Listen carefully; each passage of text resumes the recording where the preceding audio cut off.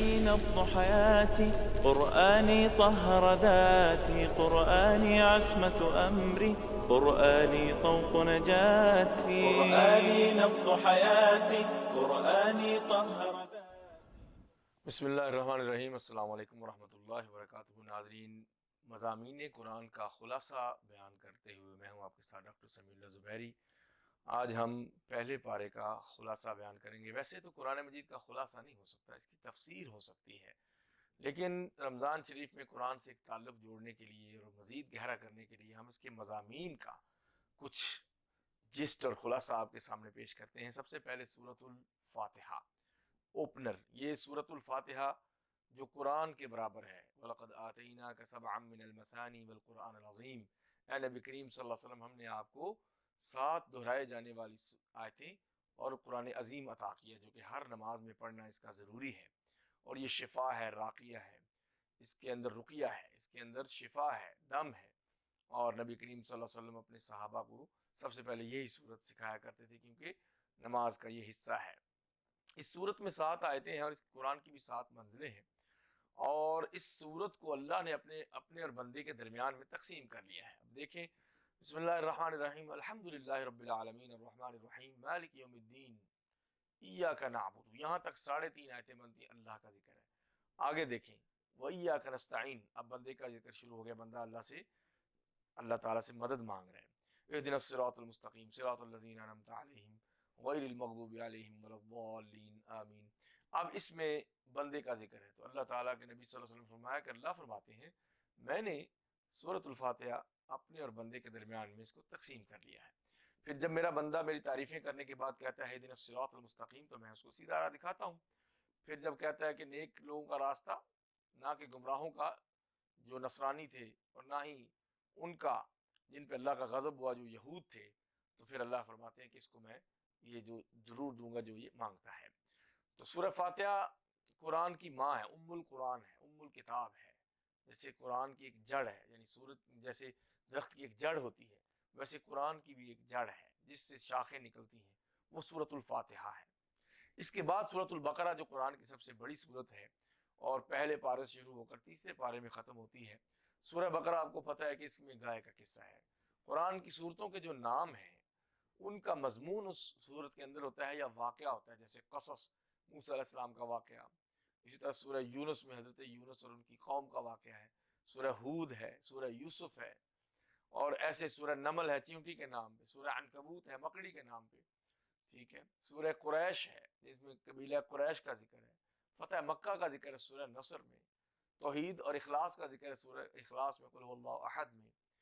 اور ایسے ہی قل اعوذ برب الناس، اس میں لوگوں کا ذکر ہے. تو قرآن کی جو صورتیں ہیں ان کے ٹائٹلز انہی کے اندر میں سے ہیں. اسی لیے پیغمبر علیہ السلام فرمایا کرتے تھے کہ یہ آیت جو آج مجھ پہ نازل ہوئی ہے اس کو تم فی سورۃ فیہا ذکر کذا و کذا، جس صورت میں فلاں چیز کا ذکر ہے، گائے کا ذکر ہے، عنکبوت کا ذکر ہے، اس میں اس آیت کو رکھ دو. تو آپ علیہ السلام آیتوں کی ترتیب لگوا دیتے تھے. صورتوں کی ترتیب حضرت عثمان رضی اللہ عنہ کے زمانے میں لگی ہے. آیات کی ترتیب کوئی نہیں بدل سکتا، یہ توقیفی ہے، اللہ کی طرف سے ہے. تو یہ الف لام میم سے شروع ہو رہی ہے. 286 اس کی آیات ہیں. اور اس کی وسط کی جو آیت ہے وَكَذَلِكَ جَعَلْنَاكُمْ أُمَّةً وَسَطًا، وہ امت وسط کے بارے میں ہے، درمیانی بڑی امت، اعتدال والی امت. وہ بھی 143 نمبر آیت ہے. اور سورہ بقرہ جو ہے یہ قرآن کی سب سے بڑی اور عظیم صورت ہے. سب سے عظیم صورت ہے اس لیے کہ اس کے اندر قرآن کی سب سے عظیم آیت ہے اللہ لا الہ الا هو الحی القیوم، آیت الکرسی، جس کے 10 حصے ہیں اور جس جیسی کوئی آیت قرآن مجید میں نہیں ہے. یہ اعظم آیت فی القرآن ہے جو آیت الکرسی ہے. اور اس صورت میں حلال حرام کے تقریباً سب احکام موجود ہیں، نکاح کے، شادی کے، رضاعت کے، طلاق کے، خلا کے، اور دیگر جو حج کے ارکان اسلام کے تمام جو بیسکس ہیں وہ اس کے اندر موجود ہیں. سورہ بقرہ اور آل عمران کے بارے میں فرمایا کہ جو ان کو پڑھتا ہے وہ ان کو حسرت نہیں ہوتی. اور سورہ بقرہ جس گھر میں پڑھی جائے ینفر من الشیطان، شیطان وہاں سے بھاگتا ہے، جادوگر اس پہ غالب نہیں آ سکتے.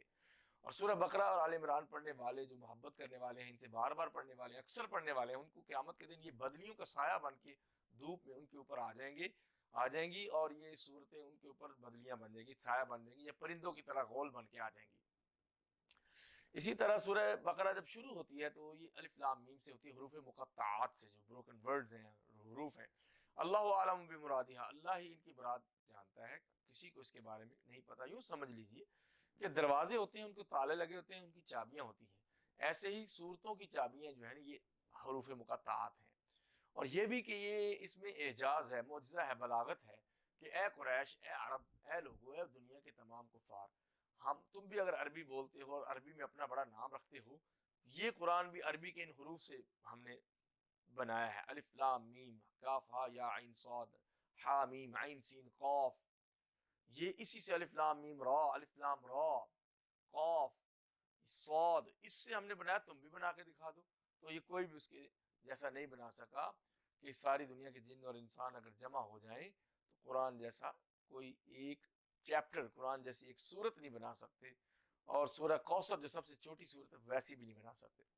اس سورت کے شروع میں آپ دیکھیے کہ 4 آیتیں مومنوں کے بارے میں ہیں، 3 آیتیں کافروں کے بارے میں، اور 2 رکوع منافقوں کے بارے میں۔ گویا کہ شروع سے ہمیں بتایا جا رہا ہے کہ دنیا میں آپ کا زیادہ تر واسطہ منافقوں سے پڑے گا، پھر آپ نے کیا کرنا ہے۔ وَمِنَ النَّاسِ مَن يَقُولُ آمَنَّا بِاللَّهِ وَبِالْيَوْمِ الْآخِرِ وَمَا هُمْ بِمُؤْمِنِينَ، لوگوں میں ایسے ہیں جو کہتے ہیں کہ ہم مومن ہیں اللہ پہ اور آخرت پہ، لیکن وہ مومن نہیں ہیں۔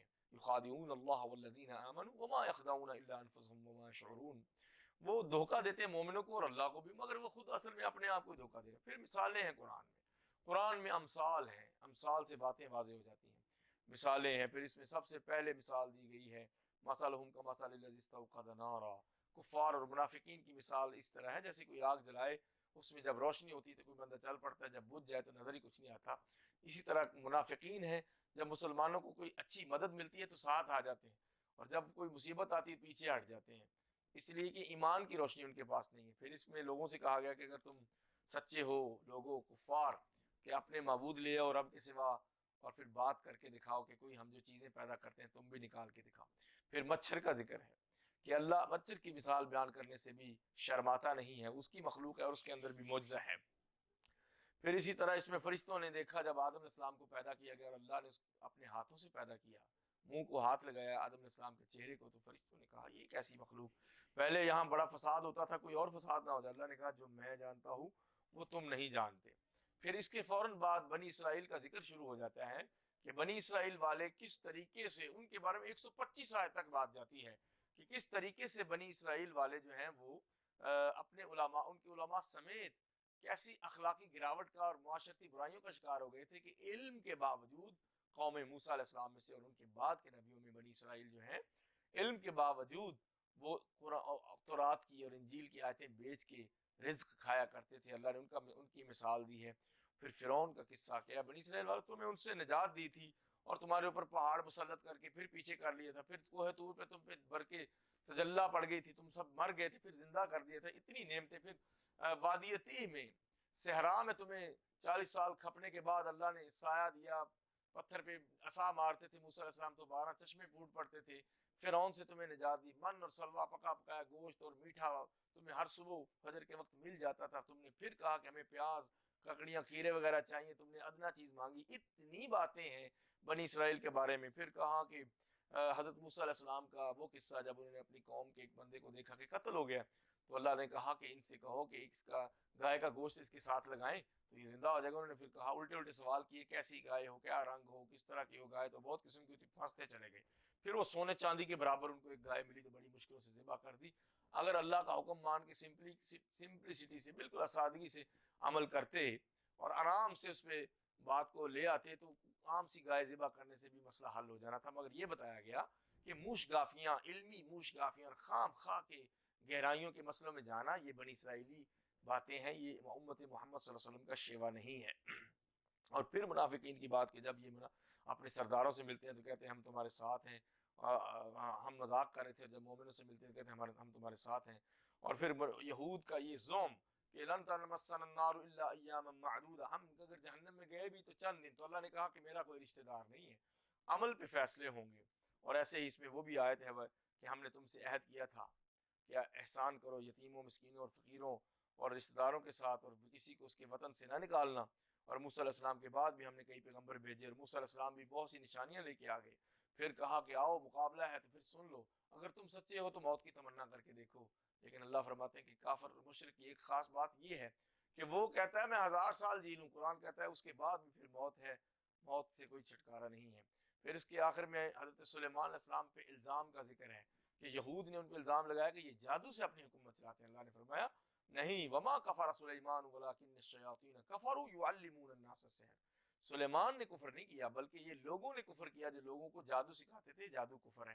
اور جادو کی سب سے بڑی وجہ یہاں یہ لکھی کہ وہ میاں بیوی میں فرق ڈالنے کے لیے۔ اسی طرح اس میں ایک عقیدے کی بات یہ بھی ہے کہ ما ننسخ من آیۃ او ننسیھا نأتی بخیر منھا او مثلھا، کہ اے یہود نے کہا کہ اللہ نے پہلے تورات بھیجی، انجیل بھیجی، اگر اللہ نے سچی شریعت بھیجی ہے تو اب قرآن کی کیا ضرورت ہے؟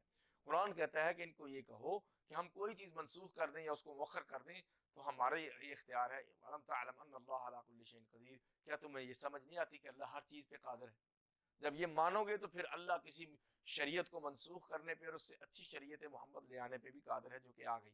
اور نماز قائم کرو، زکوٰۃ دو، اور یہود نے کہا کہ ہم بخشے جائیں گے، نصارہ نے کہا ہم، اللہ نے کہا نہیں، جب تک عمل نہیں ہوگا تب تک کوئی بھی کسی کے کام کوئی چیز نہیں آئے گی۔ اور آخر میں حضرت ابراہیم علیہ السلام کا قصہ ہے پہلے پارے کے اینڈ پہ، اور بہت ہی مزے کی ان کی باتیں ہیں، اور ان کے بیٹے کی صبر کا ذکر ہے، ان کو اپنے بیٹے کو لے کے وَإِذْ يَرْفَعُ إِبْرَاهِيمُ الْقَوَاعِدَ مِنَ الْبَيْتِ وَإِسْمَاعِيلُ، کہ بڑی بنیادوں سے انہوں نے بیت اللہ کو تعمیر کیا، اور اسماعیل علیہ السلام نے 7 پتھر پکڑائے اور پاک کیا، رکوع سجود، بہت سے سجدہ رکوع کرنے والوں کے لیے، طواف کرنے والوں کو اللہ تعالیٰ کے حکم پہ انہوں نے بیت اللہ کو پاک کیا شرک کی گندگی سے۔ اور حضرت یعقوب جو اسحاق کے بیٹے ابراہیم علیہ السلام کے پوتے، ان کا ذکر ہے کہ جب ان کی وفات ہونے لگی تو ویژن کا ذکر ہے قرآن مجید میں۔ اللہ نے کہا کہ آپ کو پتہ ہے تم اس وقت تم لوگ وہاں موجود تھے جب یعقوب کو موت آنے لگی تو انہوں نے اپنے بیٹوں سے کہا ما تعبدون من بعدی، کہ میری سب سے بڑی پرابلم یہ نہیں کہ تمہارے پلاٹ اور تمہارے گھر اور تمہارا جو ہے پیچھے بیلنس کتنا ہوگا، میری سب سے بڑی سوچ یہ ہے کہ دنیا سے جاتے ہوئے دم فرقت میں یہ کہتا ہوں کہ تم میرے بعد کس کی عبادت کرو گے، لہذا عبادت اور توحید اور اسلام سب سے پہلی چیز ہے۔ اور اس کے بعد قرآن کہتا ہے تلک امۃ قد خلت لها ما کسبت ولکم ما کسبتم، یہ امت ہے گزر گئی، ان کے اعمال ان کے ساتھ، اور کسی نے اگر برائی کی ہے تو اس کے ذمہ دار خود، ہم کسی کے ذمہ دار نہیں۔ اس میں یہ بھی ہے صحابہ کرام کی فضیلت کہ فَإِنْ آمَنُوا بِمِثْلِ مَا آمَنْتُمْ بِهِ فَقَدْ اهْتَدَوْا، اے اہل مکہ تم نے سفہا کہا، بے وقوف کہا نبی علیہ السلام کے صحابہ کو، غریب سمجھ کے، کمزور سمجھ کے، غلاموں سے آزاد ہوئے تھے بلال، عامر ابن فہیرہ، یہ آزاد ہوئے تھے زید، تو کہا کہ یہ تو بے وقوف سے لوگ ہیں۔ تو اللہ کہتے ہیں کہ میری نظر میں ان صحابہ کی اتنی عظمت اور عزت ہے کہ اگر ان جیسا ایمان لاؤ گے تو میں قبول کروں گا، ادروائز قبول نہیں کروں گا۔ اور اس کے بعد بھی قرآن کہتا ہے کہ تلک امۃ قد خلت لها ما کسبت ولکم ما کسبتم ولا تسألون عما كانوا يعملون، لوگوں کسی کو بلیم کرنے سے پہلے سوچ لو کہ پہلے لوگ گزر گئے، لوگ بحثیں کرتے ہیں ائمہ کرام کے بارے میں، صحابہ اور تابعین کے بارے میں کہ اس نے یہ غلطی کی، یہ غلطی کی۔ قرآن کہتا ہے جو گزر گئے ان کی نیکیاں ان کے ساتھ، برائیاں ان کے ساتھ، اور آپ لوگوں سے کسی کے عمل کا سوال نہیں ہوگا۔